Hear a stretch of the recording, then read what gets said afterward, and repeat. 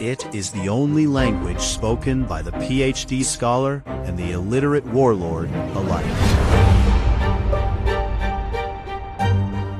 It is a ghost that haunts the beggar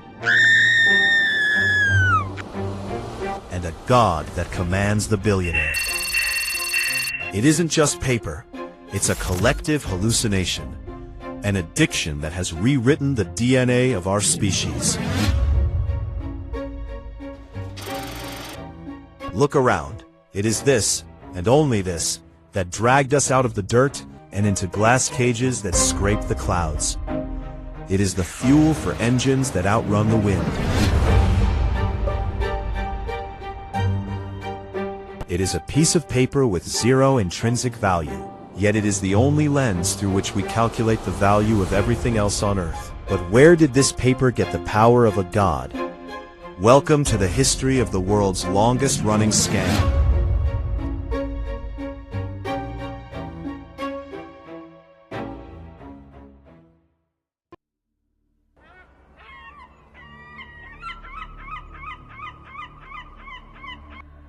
Thousands of years ago, life was simple but inefficient.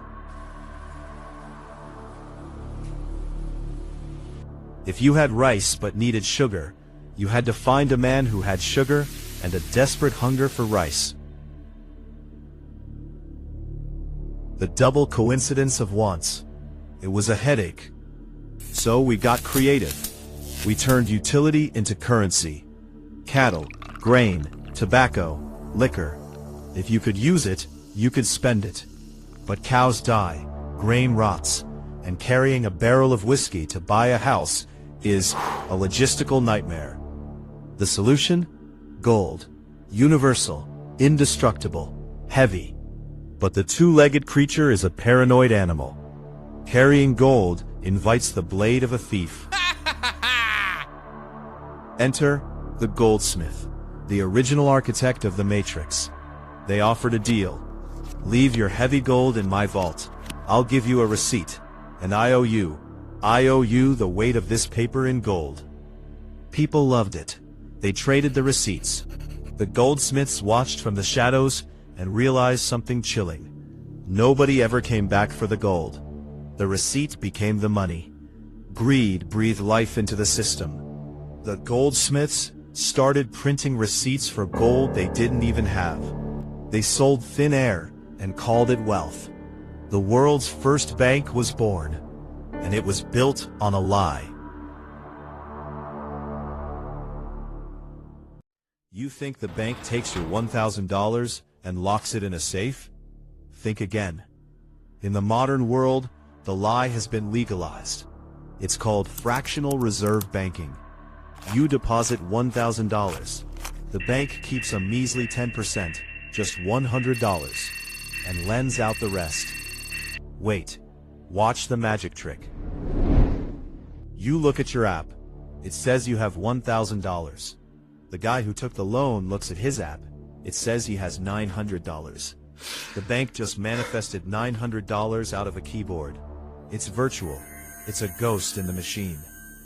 That $900 gets spent, deposited into another bank, which keeps 10% and lends out $810.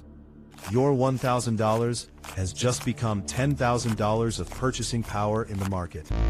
But here is the dark truth they don't want you to realize.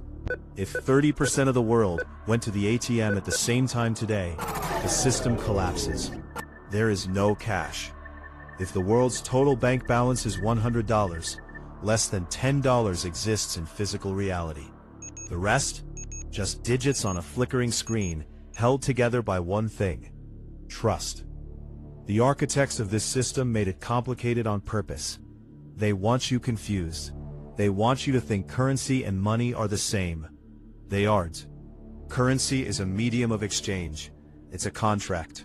A stack of 1,000 rupee notes or $100 bills can become trash overnight if a government signs a decree. It's a promise that can be broken. Money is an asset. A gold coin doesn't care who is in the White House or the Kremlin. Its value isn't granted by a king. It's granted by the earth. The influencers will tell you to buy digital gold or gold bonds to save on taxes. Ignore them. In a true crisis, you can't eat a certificate. You can't trade a PDF for a year's worth of rations. When the lights go out, the only thing that talks is the weight in your hand. This entire world, the skyscrapers, the jets, the wars, is built on a foundation of paper and pinky swears. We are all players in a game where the rules are written by the people who own the printing press. Stay awake, because the moment you stop believing in the paper, the game is